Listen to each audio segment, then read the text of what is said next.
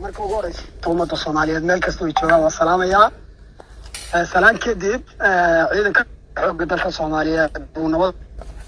qabaa asmaha habka beeleed u abaabulan ee Jubbaland sheeganaya ay warbaahinada ay sheegayaan waxba kama jiro. Runtii waxa weeyaan ciidamo Soomaaliyeed oo Soomaaliya leedahay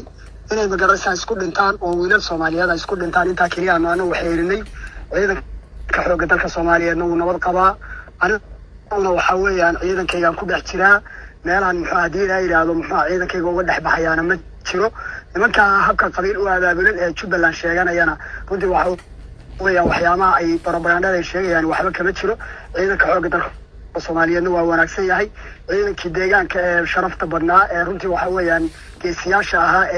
أحمد مدوبي لما كان هبك قبيل وهذا بلن أي محاولين ديدينا أيون الصيف في عم حوجة الصوماليين وراهم الجلين يوم حوجة الصوماليين بين حاسة عدد كمديين كنت وحوي أيضا ما قال كسي حوجة الصوماليين وين وطبعا وحوي قفكم بين عليها مجرد سعدية إلى بقى وحوي سرين أما وحوي وحده وحدون وقري كريا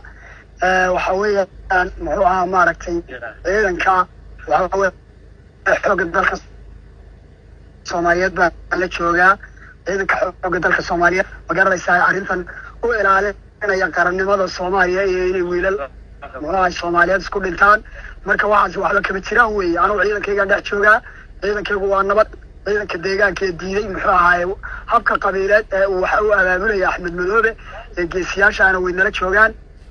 ayagoo oo ku beeray muxuu xoogga dalka Soomaaliyeed waana nabad qabaan guud ahaan ciidamadu way nabad qabaan